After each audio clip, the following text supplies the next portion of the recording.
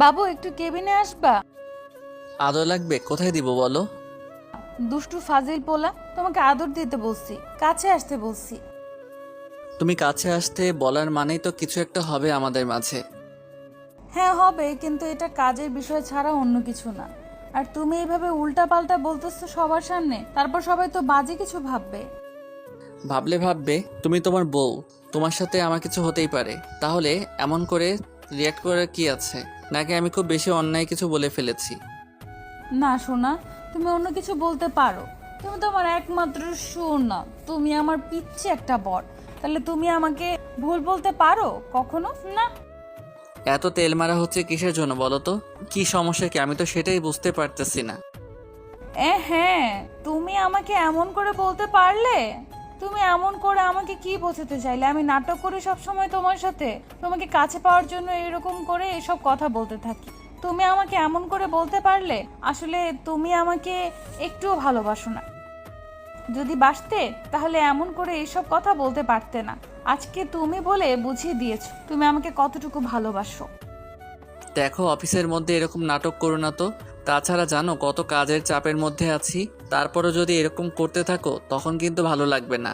আর তোমার ভাই কিন্তু আমাকে বলে দিচ্ছে যে অফিসের মধ্যে আর যাই হোক, যেন কোনো কাজের বিষয় ছাড়া অন্য কোনো ফ্যামিলি প্ল্যানিং না চলে, সেটা কিন্তু খুব ভালো করে বলে দিয়েছে। তাহলে আমি কেন এসব করব? তারপর তো ওরা আমাকে অফিস থেকে বের করে দিবে, তখন কি ভালো হবে? ভাইয়া বললো আর তোমাকে শুনতে হবে? আর তাছাড়া ভাইয়া বলার কে? এখন তো অফিসের এমডি আমি, তাহলে ভাইয়া বললেই তোমাকে সেটা শুনতে হবে? আজব তো। তোমার ভাইয়া আমার বস, তাহলে আমি তার কথা কেন শুনবো না? তাছাড়া তোমার ভাইয়া যদি বারণ করে, আমাকে সেটা শুনতে হবে না বলো? যদি না শুনি তাহলে তো অফিস থেকে বের করে দিবে। তারপর বের করে দিলে তোমাকে খাওয়াবো কি? আর কি কোথায় দাঁড়াবো বলো? আমি থাকতে তুমি এত টেনশন করো কি করতে? তাছাড়া আমার কি কম টাকা আছে নাকি? আমরা চলতে পারবো না? তুমি কি মনে করো কখনো এরকমটা হবে না? তুমি শুধু শুধু এসব ভাবছো। তুমি কি ভাবো তোমার টাকায় আমি নিজেকে চালাবো? তাহলে সেটা ভুল ধারণা। আমি কখনো এরকম কিছু ভাবি না। আর তোমাকে বিয়ে করেছি যতদিন খাওয়াতে পারবো, ততদিন তোমায়, যতদিন গায়ের শক্তি আছে ততদিন নিজের রোজগার করে খাওয়াবো। তোমার কাছ থেকে একটা টাকা আমার পক্ষে নেওয়া সম্ভব না। তুমি এমন করে বলতেছো কেন? আমি কি তোমাকে জোর করেছি নাকি? কিন্তু তুমি বলতেছিলে যে ভাইয়া নাকি তোমাকে অফিস থেকে বের করে দিবে, এই জন্যই কথাটা বললাম। আমি কিন্তু তোমাকে রিলেশনে যাওয়ার আগে বলেছিলাম যে তুমি তোমার টাকা পয়সা দিয়ে কখনো আমাকে কেনার চেষ্টা করবে না, কিংবা আমাকে লোভ দেখানোর চেষ্টা করবে না। আমি তোমার টাকা পয়সা নিয়ে কখনো ভাবি না, চিন্তা করি না।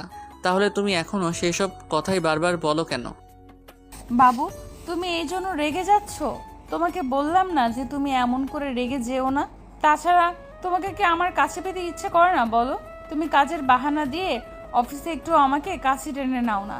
আগে যতটুকু রোম্যান্স করতে, যতটুকু আদর করতে, এখন তার অর্ধেকটাও করো না। সেটা না হয় বুঝলাম, কিন্তু অফিসে যখন তখন যেখানে সেখানে তো এগুলো করা যায় না, তাই না? আগে তো তোমাকে ভালোবাসাটা বোঝানোর জন্য এরকমটা করতাম, কিন্তু এখন কি সেটা করি বলো? কিন্তু একটা কথা কি জানো তো, আমার না যখন তখন তোমাকে কাছে পেতে ইচ্ছে করে। আর এখন তো আমাদের বিয়ে হয়েছে, এখন কিছু হলেই কি? আমি তো তোমাকে কেবিনে আসতে বলেছি, তুমি কেবিনে আসবে না কেন? তাছাড়া তুমি ডেস্কে বসে কি এমন করতেছো সেটা তো আমি দেখতেই পাইতেছি। হ্যাঁ, তোমার কেবিনে যাই, তারপর তুমি আর আমাকে কেবিন থেকে বের হতে দিবে? আমি কি সেটা জানি না মনে করেছো? তুমি যে দুষ্টুমি করতে শুরু করো আর যে ফাজিল প্রকৃতির মেয়ে, সেটা আমার খুব ভালো করে জানা আছে। তাই আমি ভুলেও তোমার সাথে তোমার কেবিনে যাব না। তুমি কি করে ভাবলে যে আমি কেবিনে গিয়ে এগুলো শুরু করব? আরে বাবা, একটু রোম্যান্স করা যায় না নাকি? রোম্যান্সটুকু তুমি করতে পারবে না? তাছাড়া এই সামান্য বিষয়টাকে তুমি এত দূর নিচ্ছ কেন? আমি তো তোমাকে বলেছি শুধু একটু আদর দিতে, তাছাড়া কি আমি সব কিছুই করতে বলেছি নাকি? সবকিছু মানে কিসের কথা বলতেছো? সবকিছু বলতে কি বোঝো তুমি? আরে বাবা, আমি বলতেছি ওই যে যেটা করলে বেবি আসে ওইটার কথা বলতেছি। ওইরকম কি করতে বলেছি নাকি? তোমাকে তো জাস্ট একটু আদর করতে বলেছি। ওই দুই একটু কিস টিস করলে আর আমাকে একটু জড়িয়ে ধরলেই হবে। সি সি, ওইগুলো বলে সবার সামনে কি বোঝাতে চাইছো? যে অফিসের মধ্যে আমরা এগুলো করি, তারপর যদি কেউ বুঝতে পেরে যায়? বুঝতে পেরে যাবে কেন? আমি কি এমন করব যার জন্য আমরা বুঝতে পেরে যাবে? আর আমার রুমের দরজা তো আটকানো থাকবে, তাহলে কেউ দেখবে কি করে? দেখবে না, শুনতে তো পাবে, যার জন্য মান সম্মানের 12টা বেজে যাবে। আর এখন যদি অফিসের মধ্যে এমন কিছু করি তাহলে তো পুরো মান সম্মানের 12টা বেজে যাবে। না সোনা, এমন কিছু হবে না। আর আমি তো তোমাকে বলতেছি এখানে তেমন কিছু করব না, আমরা শুধু তুমি আমাকে একটু আদর করলেই হবে। তাই? কিন্তু এখন তো আমার অনেক কাজ আছে, আর অফিসের মধ্যে যদি এমন কিছু করি তাহলে তো অনেক বেশি ঝামেলায় পড়তে হবে। আরও হুটহাট করে যদি তোমার ভাইয়া চলে আসে, তারপর যদি তোমাকে আমার সাথে দেখে, তখন কিন্তু আমাদের লজ্জায় পড়তে হবে। আর তোমার ভাইয়া আমাকে কি বলে দিয়েছে তুমি তো সেটা খুব ভালো করে জানো।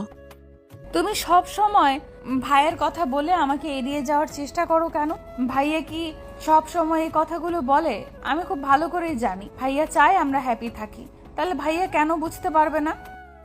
তোমাকে কাছে না পাওয়া পর্যন্ত তো আমার মধ্যে পুরো একটা শূন্যতা কাজ করে। আর যখন তুমি আমার কাছে আসো মনে হয় পৃথিবীর সব সুখ আমার কাছে আছে। তাহলে তুমি কেন আসবে না? আর আমি কি খুব বেশি কিছু চেয়ে ফেলেছি তুমি যেটা করতে পারবে না?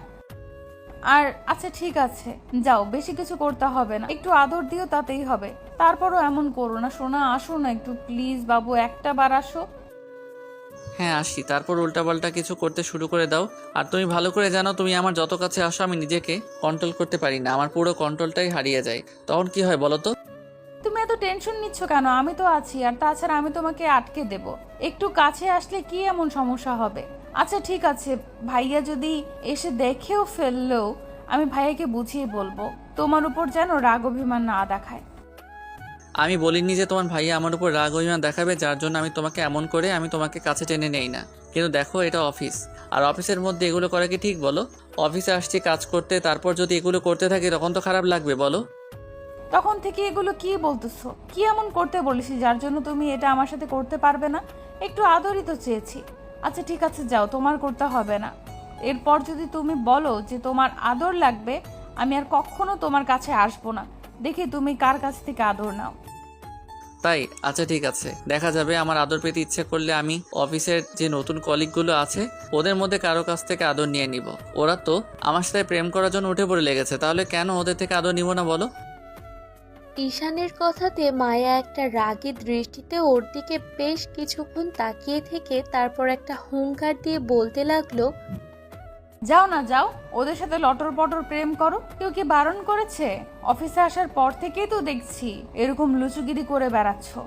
আর তাহলে আমার সাথে প্রেম করার কি ছিল? আমাকে নিজের মায়ায় ফেলেছিলে কেন? আর বিয়েই বা করেছিলে কেন যদি আদর না করতে পারবে?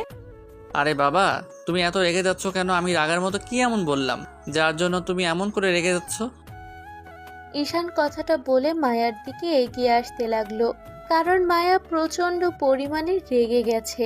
তাই ঈশান জানে এখন যদি ওকে না সামলায় তাহলে কন্ট্রোলের বাইরে চলে যাবে। তাই মায়ার কাছে এসে যখনই একটা হাত ধরতে যাবে, মায়া এক ঝটকায় হাতটা ছাড়িয়ে নিল। তারপর নিজের কেবিনের দিকে চলে গেল। মায়া কেবিনে গিয়ে দরজাটা আটকে দিল। আর ঈশান বলতে লাগলো, পাগলি, একটাবার দরজা খোলো। আচ্ছা ঠিক আছে, আমি তোমাকে আদর করে দিচ্ছি, তারপরও এরকম পাগলামি করো না। আচ্ছা দেখো, আমি আর কখনো এরকম করে তোমাকে দূরে সরিয়ে দেব না। তুমি যখন আমাকে কাছে টেনে নিতে চাইবে তখনই তোমাকে কাছে আসবো, তারপরও এরকম রাগ করে থেকো না। দেখো, আমার এখন তোমার সাথে কথা বলার কোনো মুড নেই। তুমি এখান থেকে যাও। তারপর রাগ করে কিছু একটা বলে দিলে তখন তোমারই কষ্ট লাগবে। এখান থেকে যাও, যেতে বলছি যাও। যদি না যাও তাহলে কিন্তু আমি উল্টাপাল্টা কিছু একটা সত্যি বলে দিব, তখন কিন্তু সেটা খুব ভালো হবে, বলো? আচ্ছা ঠিক আছে, আমি চলে যাচ্ছি, কিন্তু বাসায় গিয়ে তোমার রাগটা ঠিক ভাঙিয়ে নেব দেখো। মায়া কোনো কথা বলল না। ঈশান সারাদিন আর কোনো কাজে মন দিতে পারল না। আসলে মায়া যখনই অফিসে আসে তখনই কাজের ফাঁকে ফাঁকে ঈশানকে বারবার কাছে টেনে নেওয়ার জন্য বলতে থাকে। আর আজকেও তার ব্যতিক্রম হলো না, কারণ কালকে মায়া ওকে আদর করতে দেয়নি। ভেবেছিল হয়তো ওর ওপর একটু রাগ করে আছে, যার জন্য ঈশানকে কাছে টেনে নিলে হয়তো ওদের মান অভিমানের পালাটা মিটে যাবে।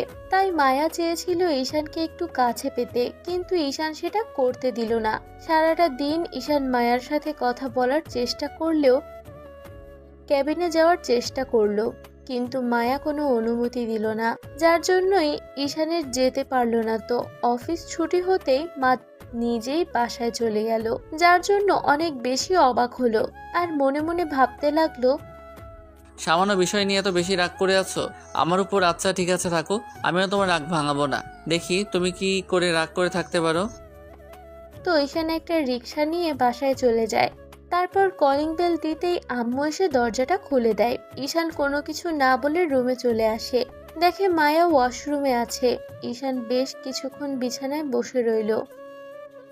তারপর মায়া ফ্রেশ হয়ে বাইরে আসলে ঈশান খেয়াল করলো ও শুধু একটা টাওয়াল পরে আছে। ঈশান ওকে দেখে চোখ ফেরাতে পারছিল না।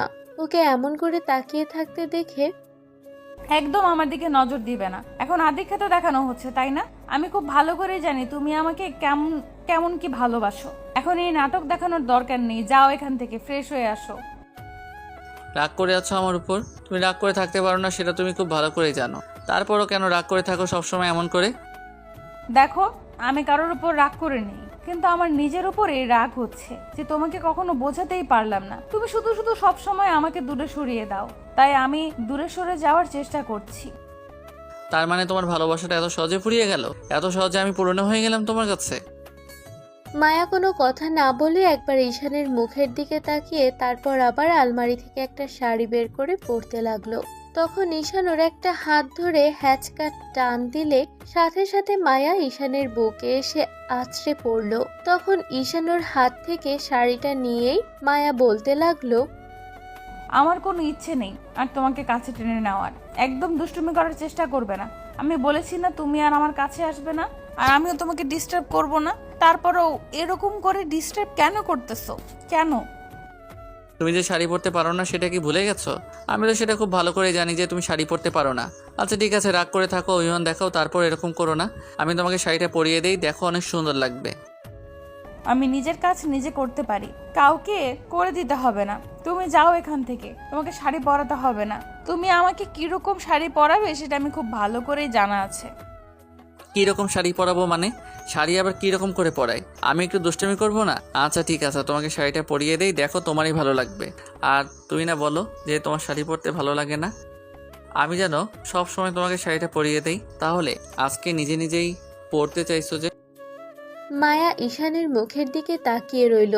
তখনই ঈশান ওর হাত থেকে শাড়িটা নিয়ে তারপর জোরপূর্বক ওকে পরাতে লাগলো।